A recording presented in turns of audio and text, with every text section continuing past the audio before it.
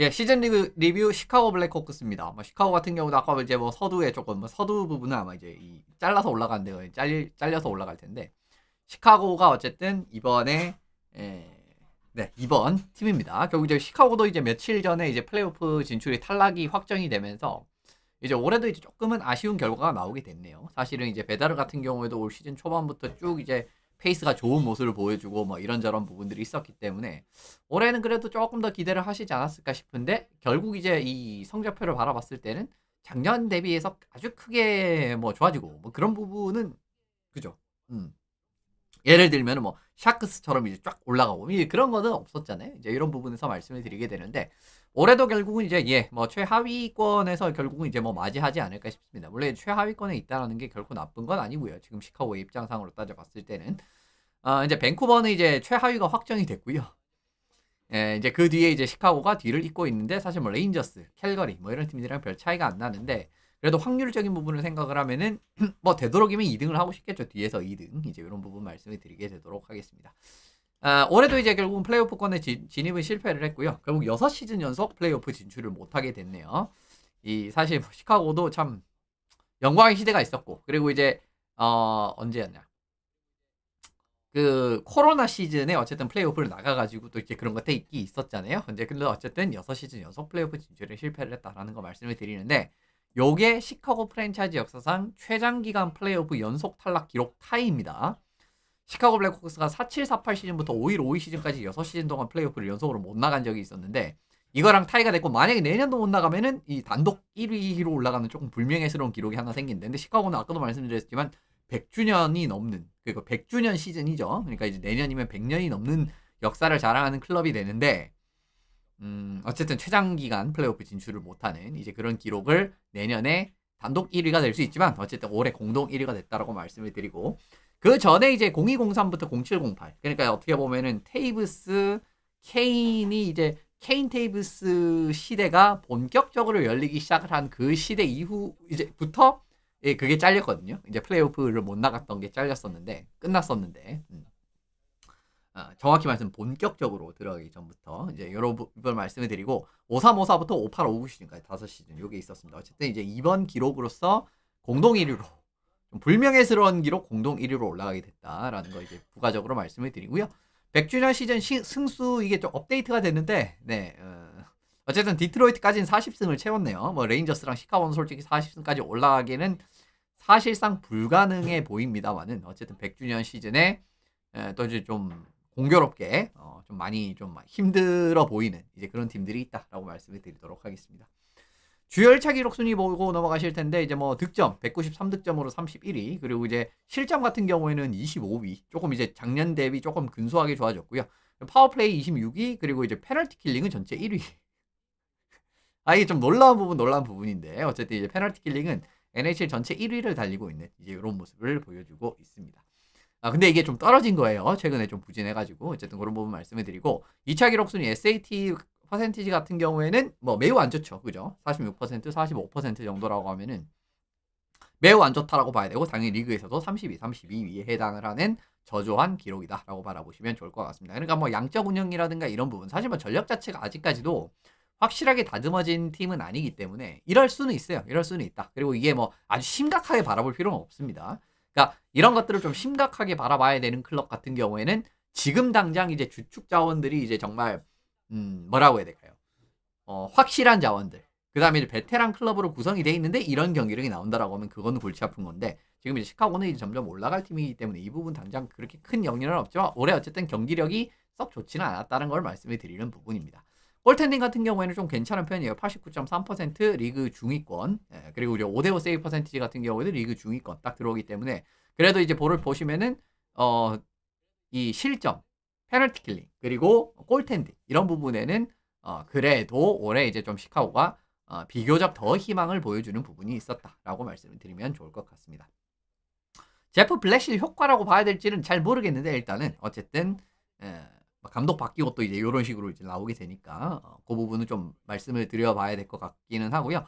부족했던 부분은 역시 전년 대비 좀 약해진 공격 강점입니다. 뭐 사실 그렇게 크게 중요하진 않아요. 물론 이제 이 팀이 지금 당장 아까도 말씀드린 대로 궤도에 올라온 팀이 아니기 때문에 지금 뭐 모든 부분에서 부진해도 그렇게 큰 상관은 없는데 그래도 작년에는 더 내려가면 안 되는데 내려갔다라는 부분 정도로 바라봐 주시면 좋을 것 같습니다. 사실 실체말로 작년에도 경기당 평균 득점 같은 경우라든가 파워플레이는 괜찮은 편이었죠. 근데 경기당 평균 득점 이런 건 좋지 않았거든요. 근데 작년보다 더 안 좋아요. 작년보다 더 안 좋아졌다. 2.73에서 2.54. 그러니까 더 내려가면 안 되는데 내려간 거는 이거는 조금 좋은 건 아니다. 좋은 것만 볼 수 있는 건 아니다라고 말씀을 드리고 슈팅 수 자체도 비슷합니다. 슈팅 수 자체도 비슷해요. 그러니까 이제 작년에 24.5개 경기당 평균 슈팅을 때렸는데 올해 24.4개예요. 그래서 요것도 이제 별로 바뀐 게 없는데 어쨌든 이제 조금 공격적으로 성과가 좀 덜 나고 있다라는 부분 말씀을 드리는 거고요. 영역별로 슈팅 비율을 살펴보시면 그러니까 전체 비율 중에서 이제 이런 고위험 지역, 중간 위험 지역, 저위험 지역 이 슈팅 숫자의 비율을 살펴보면은 그것도 비슷해요. 그것도 비슷하다. 예를 들면 이제 올해 뭐 고위험 지역 슈팅 비율이 뭐 매우 안 좋고, 그죠? 올해 뭐 중간 위험 지역 슈팅 비율이 전년 대비해서 매우 안 좋아졌고, 이러면 이건 좀 이야기가 다르잖아요. 근데 그것도 비슷해요. 근데 그럼에도 불구하고 지금 어쨌든 이제 공격에서 조금 더 0.2점 떨어진 거지만 이제 0.2점도 떨어지면 안 된다라는 말씀을 드리고 싶은 거고요. 영역별 슈팅 비율 아까 보셨는데 결정력 그러니까 이제 여기 영역별로 얼마나 결정력이 좋았는지 보시면은 어쨌든 이제 전체 슈팅 성공률은 작년 대비해서 좀 떨어졌고요. 그 다음에 이제 고위험 지역은 작년보다 더 올라갔는데 지금 리그에서 2위더라고요. 근데 중간 위험 지역 완전히 이제 전체 2위에서 29위까지 떨어지는 이런 모습 확인하실 수 있고 먼 거리 지역 같은 경우도 어쨌든 떨어졌습니다. 이제 이런 그림들을 살펴보시면은 좀 결정력이 상대적으로 조금 좋지 않은 그런 국면들이 좀 있었구나라고 바라볼 수 있는 부분이 아닌가라고 말씀을 드리고 일단 베테랑 선수들이 전년 대비해서 생산력이 또 좀 떨어진 선수들이 좀 눈에 띄는 선수들이 있습니다. 그나마 좀 잘한 선수가 버투지 정도고 도너토는 솔직히 작년에도 제가 이제 그런 말씀을 좀 드리긴 했었잖아요. 야 이거 30 하고 참 잘하기는 하지만 내년에도 이렇게 할 가능성은 없기 때문에 올해 도너토가 그러니까 이제 올해라고 하면은 작년을 이야기를 하는 겁니다. 작년에 그 말씀을 드렸으니까. 그러니까 작년에 잘할 때 가치가 많이 높아졌을 때 파는 게 더 좋다. 그런 말씀을 드렸던 적이 있는데 결국 재계약을 했죠. 물론 이제 재계약 규모가 그렇게 크지 않기 때문에 궁극적으로 바라봤을 때는 그렇게 큰 손해는 아니다라고 볼 수는 있지만은 사실 이제 그 도너토를 팔았으면은 꽤 리턴이 아주 짭짤했을 가능성이 굉장히 높았거든요. 근데 이제 그걸 포기하고 어쨌든 재계약을 했는데 작년에 0.78포인트였었습니다. 이게 이제 제 캠 때문에 잘렸는데 0.78포인트에서 0.37포인트 절반 가까이 떨어졌고요. 테레베이넨 같은 경우도 0.71포인트에서 0.48포인트로 그리고 버투지는 올라갔고 폴리노 같은 경우에는 뭐 지금 이제 미네소타에 있지만 0.45포인트에서 0.3으로 미헤이프 정도만 그러니까 버투지랑 미헤이프 정도만 괜찮았다라고 말씀을 드리는 거죠. 이제 이런 부분도 어떻게 보면 작년 대비해서 조금 안 좋은 결과가 나왔다라고 볼 수 있는 부분이고 새롭게 영입한 자원이라고 할 수 있는 브라콥스키 같은 선수들도 브라콥스키가 뭐 이거 사실 시애틀에 있을 때랑은 비슷하다라고 볼 수가 있는데 브라콥스키도 솔직히 이제 예전에 정말 뭐 콜로라도 시절이라든가 워싱턴 시절을 생각을 해보면 굉장히 저조한 기록이거든요. 이런 부분은. 그리고 이제 만자파네 같은 경우에도 뭐 사실은 에드먼턴이라든가 워싱턴에서도 그렇게 이제 뭐 생각보다 경기력이 좋지 않았지만 역시나 마찬가지로 별로 좋지 않으면서 영입한 베테랑 득점원. 근데 요 친구들도 좀 득점원에 해당하는 자원들이잖아요. 예, 이제 좀 결과가 안 나온다라는 거는 또 어떻게 보면은 좀 득점 부진에 어느 정도 영향을 미치는 부분이 아닌가라고 개인적으로 보고 있는 부분입니다. 고무적인 부분 보고 넘어갈 텐데 굉장히 순조롭게 어린 자원들이 자리 잡고 있습니다. 이제 후토크까지 굉장히 또 끝까지 참여해 주신 분들께서는 아마 제가 이런 부분들 많이 언급을 드린 게 기억이 나실 텐데 시카고가 사실은 다른 젊은 팀들이랑 비교를 해봐도요. 굉장히 그 공격 수비 골텐딩의 유망주 밸런스가 매우 좋은 팀이에요. 다른 이제 어떻게 보면 좀 젊은 이런 팀들이랑 비교를 해봐도 이제 그런 과정에서 이제 좀 좋은 코멘트를 많이 드리는 부분이 있는데 실제로 이제 NHL 평균 현 시점에서 NHL 평균 나이 순위가 제일 어린 팀이 됐습니다. 올해 결국 이제 뭐 디킨슨이라든가 폴리노라든가 이런 또 베테랑 선수를 또 좀 내보냈잖아요. 그 다음에 또 누가 머피 같은 선수들 그러면서 이 연령이 좀 낮아지면서 이제 가장 어린 팀이 됐어요. 리그에서. 몬트리올이 25.8 그리고 밴쿠버가 26.3 이제 이렇기 때문에 평균 나이 순위가 이렇게 이제 집계가 되고요. 굉장히 무난하게 잘 자리를 잡고 있습니다. 베다르 같은 경우에도 결국 올해는 경기당 1포인트를 또 넘어서는 이제 포인트 생성률을 보이고 있고, 뭐 네이저 같은 경우에도 뭐 결국 나쁘진 않죠, 결코. 뭐 뒤에 조금 네이저가 그래도 좀 더 잘해주면 좋았을 거다 이런 이야기를 하기는 할 텐데, 그래도 한 40포인트, 60경기에서 40포인트 정도면은 뭐 준수하게 자리 잡고 있다라고 봐야 되고요. 그리고 그린 선수도 이제 9골 17어시스트. 그리고 이제 올 시즌 이제 조금 이제 두각을 나타내는 무어 선수가 이제 51경기에서 5골 14어시스트. 그린 선수가 이제 올 시즌 두각을 나타내고 있죠. 죄송합니다.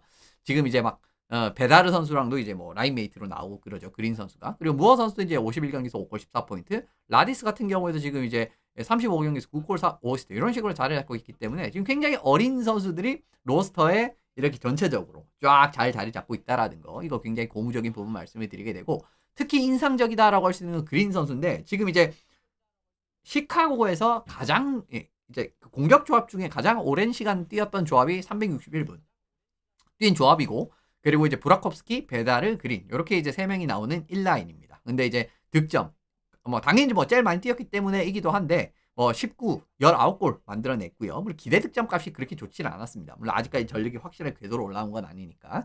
그리고 이제 골 득실 같은 경우에도 플러스 5가 나왔기 때문에 생각보다 괜찮았었거든요. 이런 부분을 생각을 해봐도 이렇게 또 이제 또 두각을 나타내는 자원들이 또 생기고 있다라는 것도 굉장히 기분이 좋은 소식이겠죠. 그리고 시즌 끝나고 합류한 프론델 같은 경우에도 지금 6경기에서 5포인트나 올리고 있습니다. 물론 이제 프론델 선수의 가장 강점이라고 할 수 있는 슈팅에서의 마무리 능력이 아직까지 정말 확실하게 나오고 있지는 않은데, 결과로 나오고 있지 않아도 그래도 어시스트 많이 올려주게 되면서 프론달까지도 이제 기대를 많이 올리고 있는 그런 현재 상황이거든요. 이 부분 말씀을 드리게 되고, 이게 끝이 아니고 앞으로도 올라올 애들이 더 있다라는 겁니다. 이게 끝이 아니에요. 지금 아직 끝이 아니고, 베나커 선수 같은 경우도 라인 러시라든가 기술적으로도 뛰어나고, 그리고 슈팅 능력 굉장히 좋은 공격 자원이고요. 그리고 로만 칸체로프 선수 같은 경우는 지금 메탈루르크에서 뛰고 있는데, 골 득점 능력, 이런 능력이, 사실 이 선수가 처음에 이제 드래프트 물망에 올라오고 이럴 때는 득점원보다는 조금 플레이메이커에서 조금 성과를 많이 볼 수 있는 그런 이야기를 하시는 분들도 계셨었어요. 근데 지금 NHL에서 가장 위협적인 스코어러 중에 한 명이죠. 골을 만들어내는 능력도 그렇고, 실제로 슈팅 능력이라든가 이런 이제 또 스피드라든가 이런 부분도 강점이 있기 때문에 이런 선수 지켜보시면 좋을 것 같고, 네스트라 실 같은 경우에도 지난 시즌 NCAA에서 뭐 경기력 나쁘지 않았고, 사이즈 크고 장신이고, 그리고 기술이 좋은, 요즘에 이제 원래 보통 보시면은 장신이지만 스케이팅이 막 유연하고 부드럽고 이런 선수들이 그렇게 많지는 않거든요. 근데 네스트라실이 그런 유형이고, 그리고 이제 기술적으로도 상당히 좋은 이제 모습이 나오고 있기 때문에 아직까지도 공격진에 올라올 애들이 많아요. 그리고 이제 작년에 뽑았던 이제 우드였나? 그 쿼터백 하는 그 친구, 그죠? 풋볼에서 그러니까 운동 능력 하나 보고 뽑은 그런 애들도 있고요. 어쨌든 이제 아직 올라올 자원이 많다라는 겁니다. 수비에서도 사실 이런 부분이 나타나는데, 지금 역할적으로 바라봐도 굉장히 좀 이제 아직까지는 그래도 어린 축에 속하는 크레비에, 그리고 블라식, 그죠? 블라식 같은 경우에는 뭐 몇 년 전부터 확실하게 잘 자리를 잡았지만, 크레비에 선수 같은 경우도 올 시즌 굉장히 이제 뭐 수비적인 상황이라든가 이런 이제 이븐 스트렝스 상황에서도 이제 많이 활용이 되는 모습이 나오고 있고, 카이저 선수도 지금 보시면은 이븐 스트렝스, 그리고 쇼트핸디드, 그리고 레우시노우 같은 경우에도 파워플레이 상황이라든가 이븐 스트렝스 굉장히 많은 시간을 출전을 하고 있는 부분 확인하실 수가 있습니다. 전체적으로 뭐 내년이 된다라고 해도 이제 25살이 안 되는 선수들이고요. 그리고 수비수들 같은 경우에는 당연히 이제 뭐 누구냐, 쉐이퍼처럼 정말 뭐 18살부터 제일 잘하면 좋은데, 근데 수비는 그게 어렵지 않습니까? 이제 그런 부분을 감안을 하면은 아직 24살, 23살 뭐 이 정도는 충분히 어린 자원이다라고 분류를 할 수 있다라고 한 번 더 말씀을 드리겠습니다. 늘어난 역할만큼이나 이 선수들이 포인트 생산 능력도 괜찮은 모습이 나오고 있는데, 뭐 레우시노우도 이제 올해도 0.3포인트는 넘겨주는 모습이 나오고 있고요. 그리고 크레비에 선수 같은 경우에는 전년 대비 2배 가까이, 그리고 카이저 선수 같은 경우에도 전년 대비해서 조금 더 좋은 포인트 생산력도 나오고 있기 때문에, 이런 부분도 결국은 젊은 선수들을 좀 더 믿고 맡길 수 있는 그런 상황이 된다라고 말씀을 드리면 좋을 것 같습니다. 솔직히 이 이외에도 코르친스키라든가 샘 린젤이라든가 이런 선수들도 있죠. 이제 그 부분 조금 뒤에 말씀을 드리게 될 텐데, 골텐딩도 좋아요. 나이트 선수가 어쨌든 지금 물론 이제 저는 솔직히 처음 나이트 선수를 영입을 했을 때 나이트가 그래도 이제 경기를 좀 왔다 갔다 하는 게 있었고 좀 멘탈적으로 좀 불안하고 하는 그림이기 때문에 살짝 우려를 하긴 했었는데, 생각보다 굉장히 좋은 모습이 나오고 있고요. 저는 이제 플로리다가 기대한 그 모습만큼은 나오고 있다라고 생각을 합니다. 근데 제가 거기까지는 다시 올라가기 힘들 거라고 봤었거든요. 공백이 좀 있었기 때문에. 근데 이제 그런 부분이 별로 드러나지 않고 있고요. 쇠데르블롬은 뭐 올해 성적이 별로 안 좋습니다만 드루 커메소 선수, 이 선수도 이제 좀 자주 언급을 드렸던 선수 중에 한 명이죠. 커메소 선수 같은 경우도 지금 첫 3경기에서 경기력이 나쁘지 않았거든요. 물론 첫 3경기로 이제 모든 걸 속단할 수는 없지만 어쨌든 이제 쇼케이스에서 괜찮은 모습을 보여줬다라는 겁니다. 기대 득점 대비 실제 실점 같은 경우에는 나이트 선수가 기대 득점 대비해서 기대 실점 대비해서 18개를 더 막았다라는 이야기거든요. 18골을 더 막았다라는 이제 이런 식으로 보시면 되는데 커메소도 어쨌든 양수가 찍히는 부분이었고요. 쇠데르블롬도 뭐 3.2인데 솔직히 팀 상태를 생각을 해보면 이게 뭐 매우 나쁘다라고 보기엔 저는 개인적으로 어렵다라고 생각을 합니다. 그래서 결과적으로 골텐딩까지도 굉장히 어린 선수들, 뭐 쇠데르블롬 같은 경우에는 이제 내년 시즌 끝나면 계약이 만료되는데 뭐 재계약 안 한다라고 해도요. 뭐 뒤에 어쨌든 말씀드린 뭐 나이트, 커메소, 게다가 가이안 이런 선수들도 있기 때문에 앞으로 기대를 해보시면 괜찮고 전반적으로 어린 선수들이 포지션별로도 그렇고 역할별로도 그렇고 상당히 밸런스가 좋아요.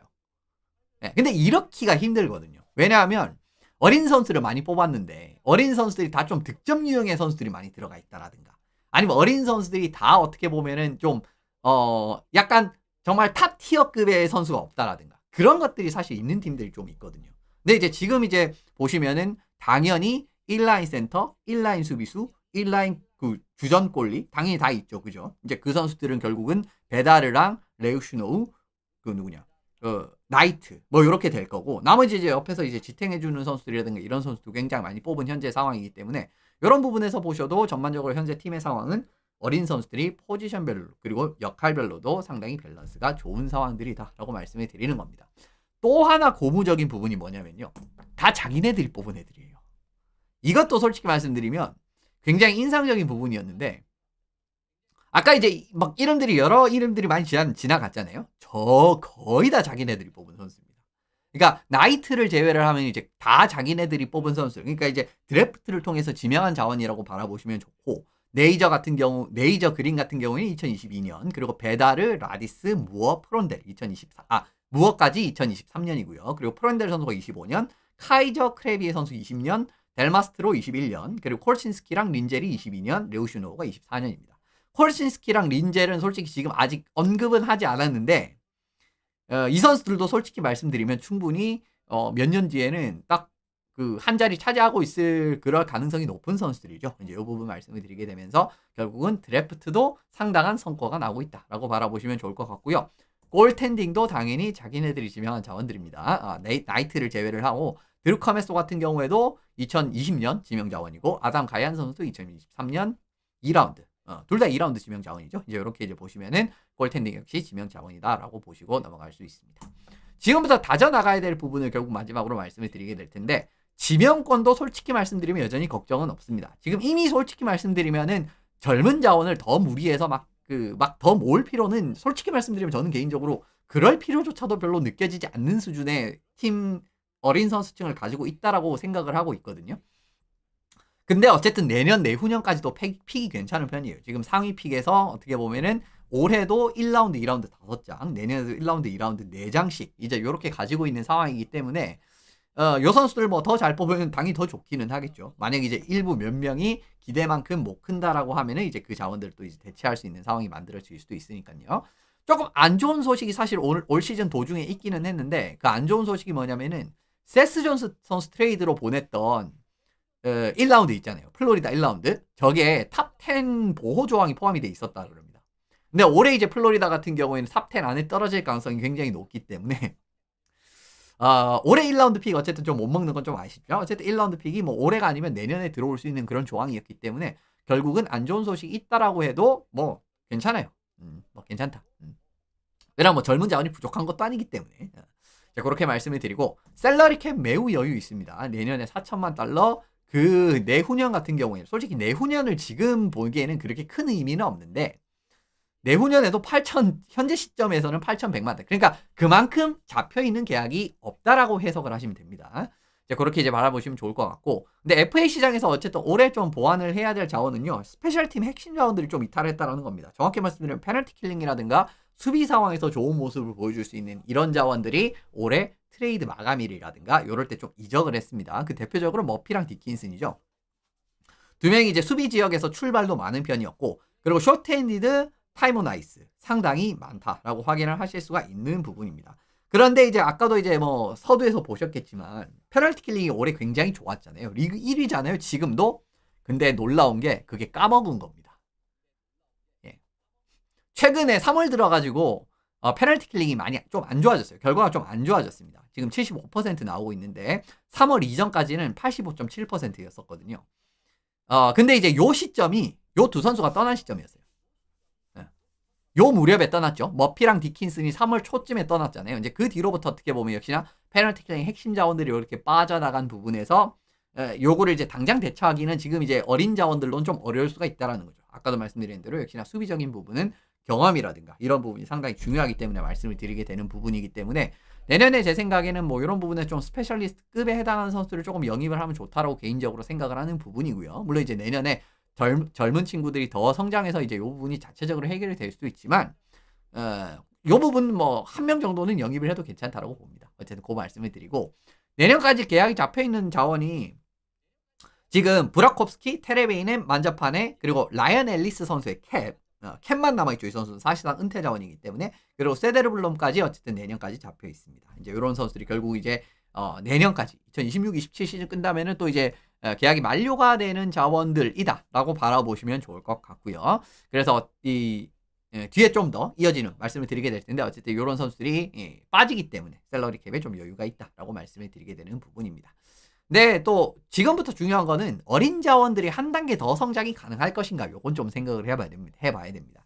그러니까 결국 지금 이제 제가 말씀드린 거는 어린 선수들이 시카고의 전체적인 부분에 이제 핵심적인 자원으로 자리 잡고 있다라는 건데 이게 지금 당장 기준으로 바라봤을 때는 당연히 리그에서 확실한 경쟁력까지 가져가줄 정도로 그러니까 확실한 경쟁력이라고 하면 뭐 적어도 플레이오프권이라고 생각을 해봅시다. 근데 그렇지는 않았잖아요. 그죠? 이런 과정들이 필요하기 때문에 결국은 이제 한 단계 더 성장을 해야 베다르 같은 경우에는 뭐 좀 성장하기 어려울 수 있겠지만은 경기당 1포인트 벌써 찍는 그림이 됐잖아요. 그런데 네이저도 솔직히 말씀드리면 작년보다는 좋아졌어요. 분명히. 작년보다 좋아진 건 맞는데 이것보다도 좀 더 크게 조금 더 좋아질 걸 기대했었던 것도 사실이었죠. 왜냐하면 작년에 미국 국가대표팀에서의 모습이라든가 그리고 이제 역할을 안 밀어주는 것도 아니고 지금 시카고는 솔직히 말씀드리면 네이저 선수의 역할을 조금 더 밀어줄 여유가 있는 팀이잖아요. 이제 그런 부분을 감안을 하면은 솔직히 말씀드리면은 괄목할 만큼 물론 이제 뭐 준수한 NHL 선수로 계속 자리를 잡고는 있지만 요거보다 조금 더 좋은 결과를 기대를 했었던 것도 솔직히 말씀드리면은 제 생각에는 그런 기대를 분명히 했었을 거예요. 근데 이제 그 정도까지는 아니다라고 말씀을 드리고요. 그리고 일부 자원들이 조금 기대에 못 미치는 경기력이 나온 자원들도 또 있었습니다. 네. 대표적으로 이제 올리버 무어라든가 샘 린젤 같은 선수들은 결국은 작년에 이제 딱 그 시즌 마지막 시즌 말미에 딱 들어왔을 때 좀 임팩트가 있었잖아요. 그죠? 9경기에서 4어시스트, 9경기에서 5어시스트 이렇기 때문에 좀 임팩트가 있었는데 그러니까 내년에 이제 시즌 초반부터 하면은 진짜 잘하는 거 아닌가? 요 기대를 했었는데 실제로 이제 올 시즌 풀타임 같은 느낌으로 이제 시즌 초반에 기용을 한 자원도 있었고 이런 부분을 들어가 보니까 그만큼은 아니었죠. 네. 그죠? 물론 이제 이것도 나쁜 건 아닙니다. 51경기에서 5골 14어시스트 그리고 48경기에 3골 10어시스트 이것도 나쁜 건 아닌데 그러니까 기대보다는 조금 덜했다라는 거예요. 제가 말씀드리고 싶은 부분은. 그리고 린젤 선수 같은 경우에는 이제 AHL에도 이제 좀 갔다 온 그런 그림이 있고요. 그리고 코르친스키는 뭐 두말할 필요가 없죠. 코르친스키는 솔직히 말씀드리면은 처음에 리그 데뷔했을 때는 이 시카고 앞으로 공격형 수비수 큰 걱정 없겠다라고 생각을 했는데 여전히 NHL 자리를 못 잡고 있죠. 그죠? 올 시즌 7경기 출장이 그쳤습니다. 그리고 슬래거트 선수 같은 경우에도 33경기에서 2골 4어시스트 근데 올해도 48경기 출장인데 3골 4어시스트예요. 이제 이런 선수들이 결국은 기대만큼 성장을 못하는 자원들이 좀 있다라는 거. 이게 이제 결국 좀 더 장기적으로 해결이 돼야 된다라는 부분입니다. 그러니까 이런 뭐 무어도 그렇고 린젤도 그렇고 콜신스키도 그렇고 슬래거트도 그렇고 조금 더 성과가 나는 모습들이 내년부터는 나와야 된다라는 거죠. 결국은 왜 또 이게 중요하냐면은 현재 전력의 핵심 구성 자원이 어린 선수들이잖아요. 그러니까 예를 들면 시카고가 베테랑이 그래도 정말 베테랑 코어가 정말 확실하게 돌아가는 과정에서 이제 젊은 선수들이 조금 살을 붙는 느낌으로라고 하면은 그래도 한 1, 2년 정도 조금 그거 돼도 괜찮을 수도 있습니다. 근데 시카고는 그렇지가 않잖아요.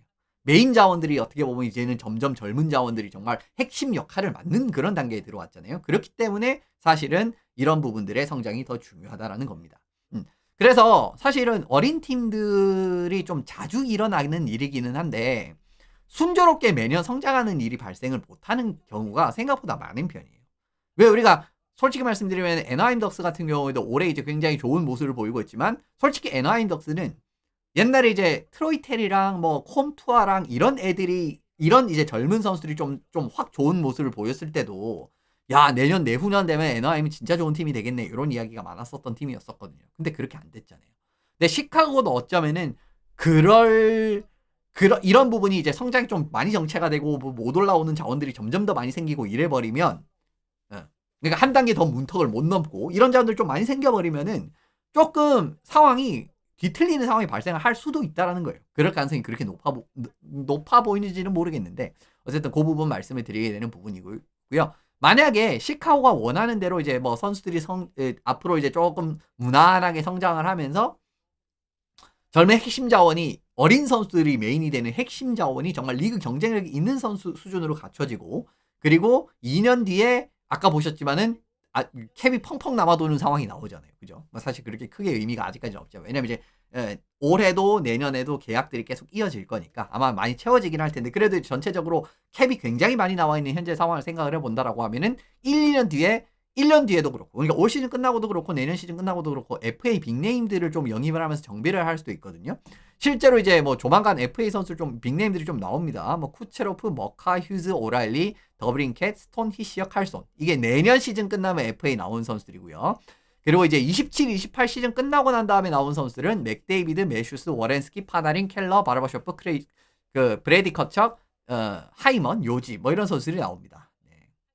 그러니까 시카고가 어쨌든 진짜 생각보다 큰 이런 그리고 이제 젊은 선수들이 정말 코어가 확실하게 굴러가게 된다라고 하면은 베테랑들도 좀 더 이제 올라갈 팀으로 또 이제 더 들어오고 싶은 마음이 드는 게 사실 아니겠습니까? 이런 과정이 될 수가 있기 때문에 앞으로 1, 2전 저는 굉장히 중요할 거라고 봅니다. 근데 제 생각에는 경쟁이 좀 타이트할 것 같기는 해요. 결국은 뭐 제가 레인저스 때도 좀 그런 말씀을 드리기도 했었고 레인저스도 어떻게 보면은 내년 올 시즌 끝나고를 처음에 바라보는 느낌이었는데 그게 좀 미뤄졌다라고 말씀을 드렸잖아요. 근데 뭐 시카고 같은 경우도 어떻게 좀 비슷한 타이밍에 뭔가 선수들을 영입을 하고 FA에 이런 좀 수요가 많아진. 물론 이제 이 FA 선수들이 당연히 잔류하는 선수들도 굉장히 많겠죠.